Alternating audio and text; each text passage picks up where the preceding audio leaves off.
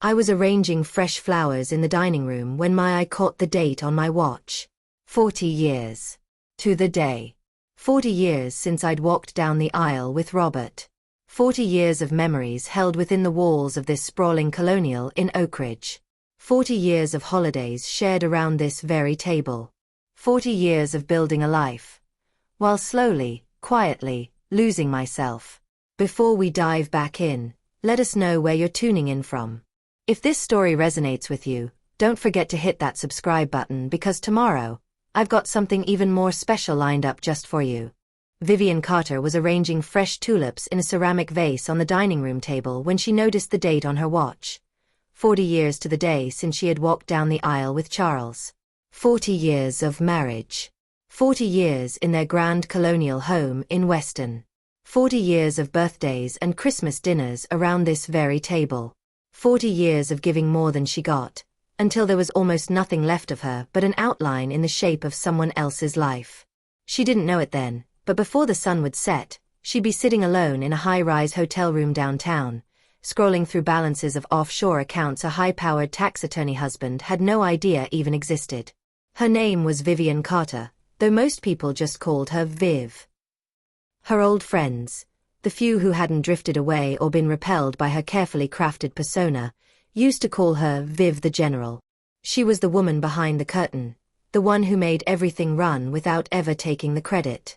Charles, now managing partner at one of Boston's most prestigious firms, would not have risen without her tireless orchestration of every dinner party, golf invite, and perfectly timed charitable contribution. What no one knew, not even Charles, was that beneath her practiced smile and designer sweaters beat the heart of a financial prodigy. Before she gave it all up to become a corporate wife, Vivian had been the youngest female analyst at Chase Capital. But somewhere between the monogrammed towels and society galas, she had vanished. Or rather, she had been slowly erased. But while she was ordering floral arrangements and selecting the right caterer to impress the senior partners, she was also, quietly, patiently, building a safety net. It all began to unravel with a tightness in her chest. Not metaphorical. Real, searing pain that radiated into her jaw and sent her to the ER on a quiet Tuesday morning in April. Charles was in the Bahamas at a conference, though the Instagram stories suggested otherwise. Neither Lily nor Noah, their 2 grown children, picked up when she called. In the end, she drove herself to Massachusetts General, parked in the visitor lot, and waited in the sterile light of the emergency room for 3 hours. The doctor called it a minor cardiac event. A warning, she said, not a heart attack, but close. You're lucky, she told her with a smile. With some medication and rehab, you might never have another. Lucky. Vivian sat in that cold, impersonal room and realized no one even knew where she was. She lied to the doctor. My husband will pick me up. He wouldn't, of course. She called an Uber. At home, she placed the hospital folder on the pristine marble island in the kitchen, the one Charles had insisted on upgrading last year, though he had never once cooked a meal. The folder sat there for 3 days, unopened, as Charles and the kids floated in and out, grabbing coffee, ignoring the pill bottles beside it. Not one of them asked why she'd been to the hospital. On the 4th day, Lily stopped by with her 2 daughters in tow. She glanced at the folder briefly before checking her watch. Mom, huge favor. Emma has ballet at 4, and I have a showing with clients who flew in from San Francisco. Can you take her? Vivian blinked. I have a doctor's appointment at 3:30. Lily's eyes narrowed. Seriously? You can't reschedule a facial. It's not a facial, Vivian said, her voice quiet.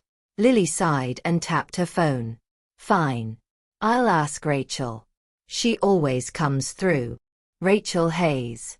Vivian's college roommate. Her best friend. The woman who had been spending just a little too much time with Charles lately. I'm not feeling well, Vivian said softly. The appointment is a follow-up to my ER visit. Lily finally looked up. Wait, what? I had chest pains. They think it might be.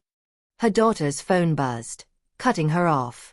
Thank God, Rachel can take her. Crisis averted. She gathered her purse and was halfway to the door when she added, "You've seemed off lately. Maybe go for a walk or something." After she left, the kitchen was silent except for the soft humming of the refrigerator. Vivian stared at the folder on the counter and then at the family photos lining the hallway, each one carefully staged, perfectly lit, entirely hollow. At her cardiologist appointment, the doctor encouraged her to be honest with her family. "Support systems are vital for recovery," she said gently. "You should tell them." Vivian nodded but said nothing. On her way home, she turned off her usual route and pulled into the parking lot of a small coastal federal branch. She didn't go in. She just sat there in her car, staring at the building. It was here, 25 years ago, that she'd opened her first separate account, her just-in-case fund. Over the years, it had grown into something far more substantial under the guidance of Helen Graves, her discreet, brilliant financial advisor. Helen had once said, "Security isn't about how much you have. It's about who controls it." Vivian took a deep breath. That evening, she returned home to find Charles's luxury sedan parked next to Rachel's red Mercedes. She walked into the kitchen to find them laughing over wine. Her granddaughter was at the island doing homework, while Charles and Rachel hovered close, too close, over his phone. Rachel looked up with her trademark radiant smile. "Vivian, how was the appointment? Lily said you weren't feeling well." "It was fine," Vivian replied smoothly. "Just routine." Charles barely looked up. Vivian cooked dinner while they drained the wine she'd been saving for their anniversary. Not once did Charles ask about her diagnosis. Later, she tried again. "I had some tests done," she began as he tapped away on his phone. "Viv, can this wait?" he interrupted. "The merger's a disaster. I can't deal with another health crusade right now." She closed the dishwasher quietly. "It can wait." That night, while Charles slept soundly beside her, Vivian sat in the glow of her laptop, combing through balances and statements that told the real story of her life, the one no one had ever bothered to read. Over $30 million. Investments in Singapore, the Caymans, Zurich, plus the brownstones in Brookline she had inherited and kept in her maiden name. All of it perfectly legal, all of it hers. The next day, while selecting wine for yet another firm dinner party, she ran into Patricia Wynne, Charles's old law school friend's wife. "I've been meaning to call," Patricia said with a knowing smile. "Charles told Mark he's looking at retirement property in Florida. Big changes ahead, huh?" Vivian blinked. "Retirement?" Patricia faltered. "Oh, sorry. Maybe I wasn't supposed to say anything." When Vivian got home, there was a jewelry box on the kitchen counter. No card. Inside were sapphire earrings. Rachel's birthstone. She found the receipt, Harborview Hotel, Martha's Vineyard, dated the same weekend Charles had claimed to be in Providence. She leaned against the counter, the pain in her chest a sharp spike this time. But instead of reaching for pills or tears, she thought of Helen's words. "The best weapon is the one your opponent doesn't know you have." She placed the earrings back in their box and began to prepare for the war ahead. Vivian Carter didn't leave in the middle of the night. She didn't slam doors or burn clothes or make a scene. She waited until Charles was away on yet another conference, packed 2 suitcases, and walked calmly out of the life she had built and supported for 4 decades. She flew to St. Lucia, where one of the brownstone sales had quietly purchased a villa under her trust's name. Sophie Lynn, her longtime advisor, had helped finalize the paperwork. On the first morning, Vivian sat on the terrace, barefoot, watching the sea stretch into a horizon untouched by expectations. For the first time in her adult life, no one needed anything from her. The silence felt like freedom. Until Paul Everett, her attorney, called. "Nuclear," he said without preamble. "Charles's team has filed motions challenging nearly every aspect of our settlement proposal, including your right to remain abroad during the proceedings." Vivian sighed, eyes drifting to a distant sailboat. "On what grounds?" "Primarily that you're avoiding proper discovery of assets. They're claiming your absence implies concealment of marital property." Paul's voice turned clipped, professional, the tone he used when delivering bad news. They've also subpoenaed records from your grandmother's estate, alleging Charles contributed significantly to their upkeep. That's absurd, she said, the now familiar tightness forming in her chest. He always said those properties were a waste of money. He never spent a dime on them. I know. We have records. But his strategy is obvious. Delay, obstruct, overwhelm. He's hoping you'll tire out and accept less than you deserve. I won't. She inhaled slowly, just as her cardiologist taught her. He wants me to come crawling back to Boston. Exactly, Paul confirmed. And there's more. His legal team has requested your medical records, specifically regarding your cardiac event. They're implying your decision-making may have been impaired. Vivian laughed, sharp and mirthless. Charles. The man who didn't notice I was in the hospital is now questioning my cognitive function out of sudden medical concern. We'll fight it all, Paul assured her. But we'll need your signature on new affidavits and some video depositions. I can send a notary to you. Do it. Whatever it takes. She ended the call and paced the terrace. Her hands were shaking. The peaceful days on the island had lulled her into believing the divorce could unfold with dignity. She should have known better. Charles had built his career on scorched earth litigation. Why would he treat her differently? Her phone rang again. Lily. Vivian considered ignoring it but pressed answer. Her children deserved honesty, even if their father didn't. Mom, Lily said, her voice tight. Have you talked to your lawyer today? I have, Vivian replied, sinking into a deck chair. You heard about your father's latest tactics? He's lost it, Lily said. He showed up at my house last night, ranting about offshore accounts and hidden assets. He said you manipulated him into signing tax documents. And what do you think? Vivian asked cautiously. There was a long silence. I think I never really knew either of you, Lily said at last. Dad's drinking too much. Rachel's practically moved in. They're not even hiding it. It's like he's having a breakdown. I'm sorry you're caught in the middle. I'm not in the middle anymore, Mom. Vivian froze. I used to think you and Dad were this invincible team, Lily continued. The perfect marriage. The life everyone envied. But now I'm seeing things clearly. The way he talks about you, like you were some piece of furniture, a decorative asset. It's disgusting. Vivian said nothing, throat tight. I found your Harvard diploma, Lily went on. In a box in the attic. Dad asked me to find some files. Why didn't you ever hang it in your office? Why didn't you tell us? Vivian swallowed hard. It didn't seem important. It was, Lily said. It is. You built a life, a system, and we all benefited from it without ever asking what you wanted. There was a rustle of papers. You remembered every birthday, every anniversary. You ran Dad's life. Our lives. And we treated it like a given. Vivian whispered. That's what mothers do. No, Mom. That's what you did. And now I realize how wrong that was.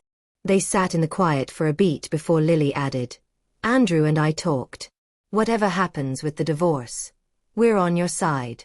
You don't owe Dad anything. Tears stung Vivian's eyes for the first time in months. Not sadness. Relief. Thank you, she managed. One more thing, Lily said, her voice lighter. When this is over, come visit. The kids miss their grandmother. And I'd like to get to know Vivian Carter, not just the woman who made every holiday perfect. Vivian laughed softly. I'm not a genius. Dad's lawyer called you a financial mastermind, Lily said, almost proudly.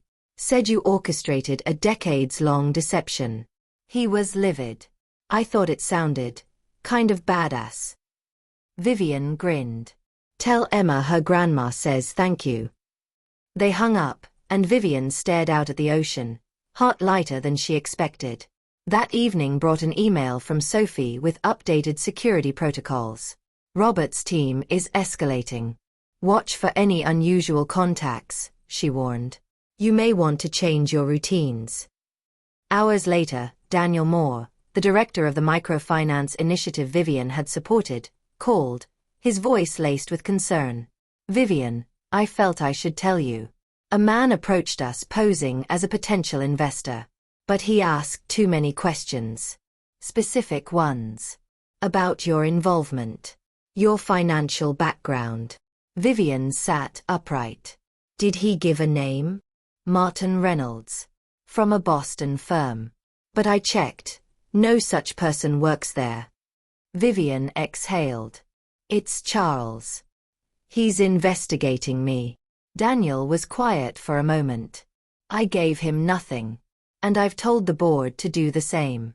But if this escalates... It won't, she interrupted. He knows intimidation. I know him. After she hung up, she called Paul again. This is harassment, she told him. We'll file a restraining order, Paul replied. It may not stop him completely, but it documents his behavior. The next few weeks passed in a blur of video conferences, affidavits, and financial forensics. Through it all, Vivian stayed in St. Lucia, working more deeply with the microfinance team, shifting from donor to decision-maker. She was alive in a way she hadn't felt in years. And Daniel. He was no Charles. He asked questions. Listened. Made space instead of demands. You're different than when you first arrived, he told her one night over wine on the terrace. More vibrant. More you. I feel different, she said. I spent 40 years in a fog. Now. I choose my day. Daniel smiled, his hand covering hers. I like the woman you're choosing to be. She turned her hand and squeezed. So do I. Their relationship unfolded carefully, neither of them rushing. No desperate declarations. No pretense. Just quiet, steady connection. Two people who had lost themselves in former lives, finding something resembling freedom. But peace was never meant to last, not with Charles Carter waiting in the wings. Vivian was reviewing proposals when Sophie called, her voice sharp with fury. Vivian. Charles has filed a motion alleging criminal financial misconduct. He claims you hid marital assets on tax returns and exposed him to liability. Vivian's blood turned cold. That's a lie. Every return was accurate. He signed them all. He says he signed without reading. That he trusted you. They're alleging fraud. Vivian's breath caught. They're trying to force me back to Boston. Yes, Sophie said. And Paul agrees. These allegations, however absurd, require a direct response. Vivian closed her eyes. Charles couldn't outmaneuver her. Couldn't turn the children. Couldn't break her resolve. So he'd gone nuclear. I need to talk to Paul, she said. Paul confirmed it. They don't have a case. But they have noise. And we can't counter it from here. How soon? The hearing is next Thursday. I've already retained a forensic accountant. But Vivian, you need to be ready. This will be ugly. It already is, she whispered. That night, she walked barefoot along the beach, waves cool against her toes, heart racing for the first time in weeks. The pain returned, sharp, insistent. Not now. Not again. She breathed deeply, pressing her palm against her chest until it passed. Charles could throw his worst at her. She would not go back a ghost of herself. If he wanted a war, he would get it. But this time, the general was wise. Daniel took the news with calm sadness. He was bound to escalate, he said, his voice heavy with understanding. Men like Charles can't stand losing control. It's temporary, Vivian said, hoping it was true. Once these allegations are dismissed, I'll be back. To the work. To you. He looked at her carefully. And us. What happens to us? Vivian reached for his hand. I care about you more than I ever expected to care for anyone again. But I need to finish this first. I need to close that door completely before I open another one. Daniel nodded. Just promise me, don't let him pull you back into that fog. I won't, she said with quiet certainty. Never again. In the days before her return to Boston, Vivian worked with Sophie and Paul to prepare. Every tax return, every investment, every wire transfer was traced, logged, and verified. David Levinson, a forensic accountant with a reputation for demolishing fraud claims, joined the team. He was impressed. I've never seen cleaner records, he said. Your separation of inherited and marital assets is meticulous. Almost too meticulous. Charles always handled the legal. I knew if I didn't protect my side, no one would. Paul leaned forward. Vivian, there's something else. Sophie's team has been reviewing Charles's finances. There are irregularities, offshore income, discrepancies that suggest tax evasion. Vivian's breath caught. He accused me of fraud while hiding his own? Yes, Paul said. The question is, do we bring this forward? She didn't answer immediately. She thought of Lily and Andrew, of the damage already done. Keep it in reserve, she said. If he pushes, we push back. But if I can walk away cleanly, I will. When she landed at Logan, Lily was waiting. You look amazing, she said, hugging her mother. St. Lucia agrees with you. Vivian smiled but saw the fatigue in her daughter's eyes. How are the kids? Confused, Lily admitted. Dad's told them you abandoned the family. That you're hiding money. They shouldn't have to choose sides. That's why Andrew and I are keeping the kids away until he stops. It's not fair to them, or you. Vivian blinked. The daughter she had once worried might follow in her footsteps was now fiercely drawing boundaries. You told him that? Yes, Lily said. And I told him I'm done making myself smaller for his benefit. Like you were. Vivian's heart swelled with pride and sorrow. She had never intended to remake her children's world, but maybe, inadvertently, she had shown them how to rebuild their own. Vivian stayed in her grandmother's brownstone in Brookline, the very one Charles had once called a tax drain.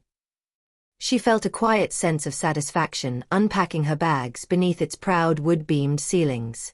Generations of Fairchild women had lived here. Independent, capable, unapologetic. Let Charles meet her on this ground. The legal team arrived the next morning. They rehearsed, reviewed, strategized. You've got this, Sophie said, handing her a final packet. And remember, he's the one on trial now. Not you. Let's make that clear, Vivian said. But just as she settled into the quiet of the evening, her phone rang. Vivian. Charles's voice rasped through the receiver. So it's true. You're in Boston. For the hearing, yes. This has gone too far, he snapped. Do you know what you've done to our family? To our reputation. Reputation, she repeated. You mean the illusion you built while cheating on your wife and burying money offshore? Don't be melodramatic, he scoffed. We had a good life. You threw it away over one mistake. 7 years. With my best friend. Silence. You've had your say, Vivian continued. Tomorrow, I have mine. In court. Under oath. I'll show them every record. Every signature. Every truth. You'll regret this. No, she said. You will. And she ended the call. The courtroom was packed. Charles sat in his tailored navy suit, polished and postured, flanked by a lawyer known for her ferocity. Vivian entered in her own navy suit, understated, precise. Hair pinned. No jewelry. No smile. Not the woman who hosted his firm's holiday parties. The one who built a portfolio in silence. Judge Naomi Whitaker took the bench, mid-60s, sharp as glass. She surveyed the room. I've read the filings, she said briskly. Let me be clear, this courtroom will not be a battleground for personal vendettas. Charles's attorney launched into a monologue about betrayal and financial concealment. She held up charts, tax documents, and called Vivian a calculating housewife with secret accounts. Vivian sat still. Then it was Paul's turn. "Your Honor," he said, calm but commanding, "my client is not a criminal.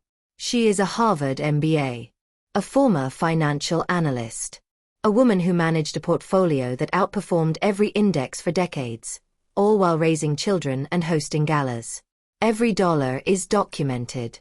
Every tax paid." David Levinson took the stand next. "I've audited over 300 portfolios," he said. "Vivian Carter's is the cleanest I've seen. If anything, her husband should have been paying closer attention." By noon, Charles's case had unraveled. The judge leaned back, unimpressed. After lunch, Charles's lawyer requested a recess. Paul turned to Vivian. "They want to negotiate." "Let them," she said. "But I want more than a settlement. I want a retraction. On the record." 15 minutes later, they returned. "Your Honor," the lawyer said, subdued, "Mr. Carter withdraws all allegations of misconduct. We acknowledge that Mrs. Carter's financial activities were lawful and properly disclosed." "Are you stating for the record that these claims were without merit?" the judge asked. "We are." Judge Whitaker nodded. "Motion dismissed with prejudice. Prepare mediation documents. We'll reconvene in 30 days. The gavel fell. Vivian stood, collected her papers, and turned to leave. Charles intercepted her. "You won," he said bitterly. "Happy now?" Vivian looked at him. Really looked. At the man who had once towered over her life. He seemed smaller now. Pale. Frayed around the edges. "This was never about winning," she said softly. "It was about being seen." And she walked past him, toward the sunshine waiting beyond the courthouse doors. Lily met her on the steps. "Is it over?" she asked. "The worst is," Vivian said. They stood together, the city bustling around them. Behind them, 40 years of silence. Ahead, an open road. "Are you going back to St. Lucia?" Lily asked. Vivian nodded. "My work is there. My life. My freedom." Lily smiled. "Good. It suits you." As they walked toward the car, Vivian felt the last tethers of her old life loosen and fall away. She was no longer someone's wife, someone's mother, someone's shadow. She was Vivian Carter. And she was just getting started. 1 year later, Vivian stood at the podium in a glass-walled conference room overlooking the Manhattan skyline. It was the closing keynote of the Women in Investment Summit, and every seat was filled. In the front row sat Daniel, smiling with quiet pride. He had flown in from St. Lucia to be here, without fanfare, just as he always did, a partner who saw her for who she was, not who he needed her to be. Vivian took a steady breath and began. 20 years ago, I was managing a multi-million-dollar investment portfolio. From my kitchen table. Between school pickups, dinner parties, and hosting charity galas, I was tracking markets, filing taxes, and growing our wealth quietly, invisibly. My husband, a successful attorney, signed every return I prepared without reading a single one. He called my work a nice little hobby. A soft ripple of knowing laughter spread through the room. For decades, I believed that was enough. That supporting someone else's success was the same as having my own. But silence, as it turns out, has a cost. And eventually, the price becomes too high. She paused, scanning the room. Today, I stand before you as the founder of Second Chapter Financial, a consulting firm helping women navigate major life transitions. Divorce, widowhood, career pivots. In 12 months, we've grown from 3 clients to over 300. Our Caribbean microfinance initiative has helped more than 70 women launch their own businesses. And yes, she added with a wry smile, the offshore accounts my ex-husband tried so hard to claim? They're still under my name. legally, and thriving. The audience erupted in applause. Financial independence isn't just about money. It's about choice. It's about freedom. It's about never again needing someone else's permission to be the fullest version of yourself. The standing ovation began before she even stepped off the stage. Afterward, Sophie approached, her tablet in hand, beaming. "Vivian, we've had 7 new clients request consultations already. And Forbes wants an interview for their Women Reclaiming Wealth series." "Take the meetings," Vivian said, adjusting to her new reality, one where she no longer asked permission. "And let's prioritize the Singapore expansion. We need boots on the ground by next quarter." Sophie nodded. At 33, she was more than an advisor now. She was a partner. Together, they had built something extraordinary. As Vivian moved through the reception, shaking hands and exchanging business cards, she spotted Daniel across the room in conversation with a group of investors. He looked up, their eyes met, and he winked. That was the difference. Charles had always needed to win. Daniel simply stood beside her, no performance, no power struggle, just presence. Her phone buzzed. A text from Lily. "You were incredible. Emma got an A on her school report about you. Most inspiring woman in finance." I cried. "We're so proud." Vivian smiled. Her daughter, once hesitant, now fierce in her own life. Her granddaughter, already learning what it meant to own her voice. Some women found freedom in rebellion. Others in escape. Vivian had found hers in competence. And in choosing herself. 6 months earlier, the divorce had been finalized. The settlement? The exact terms she had originally proposed. Her grandmother's properties remained hers. The offshore accounts untouched. No spousal support either way. Charles had moved to Florida with Vanessa. Word had it the Palm Beach condo was mortgaged to the limit, and his semi-retirement had turned into a frantic scramble for new clients. The firm had lost prestige. So had he. Vivian took no joy in his downfall, only peace in her distance. She had let go. And in that letting go, found everything she had spent 40 years waiting for: self-respect, purpose, joy. That night over dinner, Daniel reached across the table. "I've been thinking," he said as they lingered over dessert, "about us. About something more permanent." Vivian blinked, heart caught off guard. "Are you proposing?" He laughed, then softened. "Not necessarily marriage, unless you want that. But I'd like to build something with you. A life. Fully. Not just whenever our calendars align." She considered it, not with fear but with clarity. "I want that too," she said, "but I won't give up what I've built. My work. My freedom. My independence." He didn't hesitate. "I wouldn't want you to. That's the woman I fell for." And there it was, not a rescue, not a replacement for what she'd lost, but a partner. Later that night, as they returned to their hotel, the front desk handed her an envelope.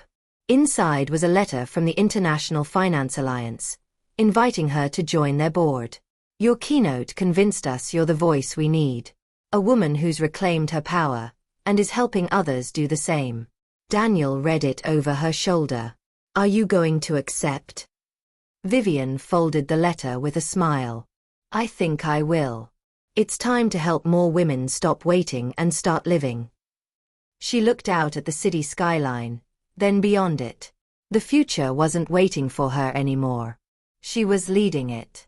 6 months after joining the International Finance Alliance, Vivian stood in the rooftop garden of a Singapore high-rise, surrounded by rising entrepreneurs, diplomats, and global finance leaders.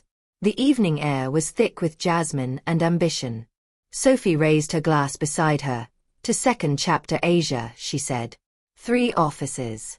84 clients. 50 new microloans approved this quarter. Vivian clinked her glass. "And we're just getting started." They had done it.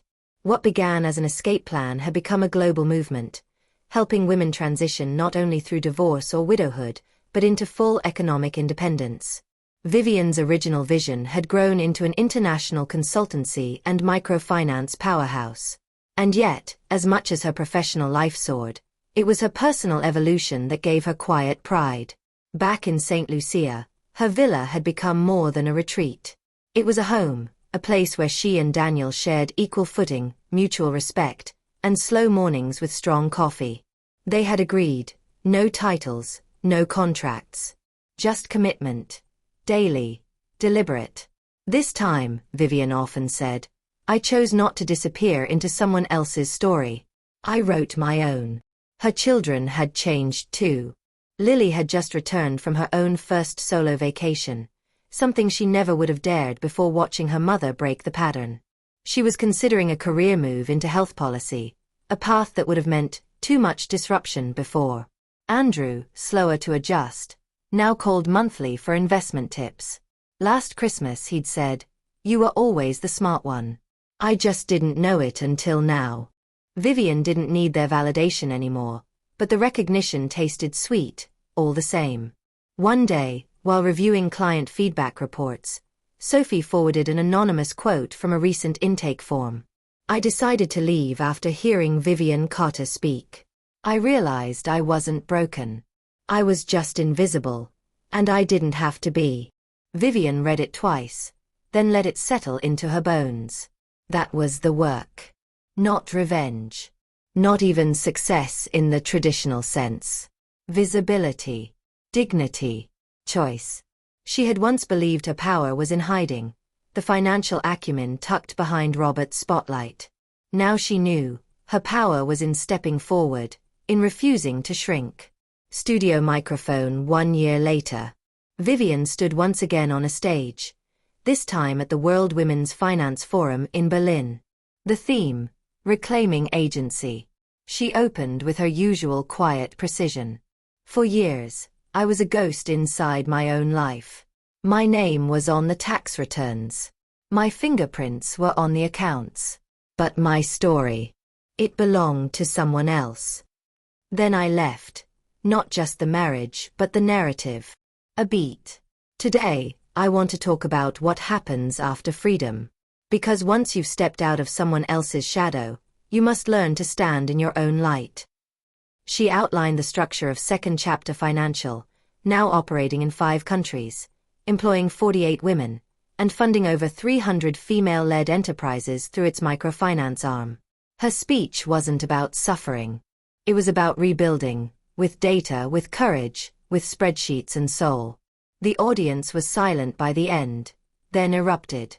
On her 65th birthday, Vivian stood barefoot on the deck of her St. Lucia villa as the sun rose. Daniel brought out 2 mugs of coffee, handing her one with a soft kiss on her shoulder. To another year of disruption and grace, he said. Vivian smiled. A few weeks earlier, a prominent Boston business school had asked her to guest lecture on strategic financial autonomy. Her face was on the cover of Forbes Women. Her story had been optioned for a documentary. But this moment, right here, the wind, the waves, the man who respected her space, was the true culmination. She was no longer someone's wife, someone's mother, someone's silent partner. She was Vivian Carter, strategist, speaker, builder, mentor. The woman who had rewritten her own ending, and then passed the pen to others.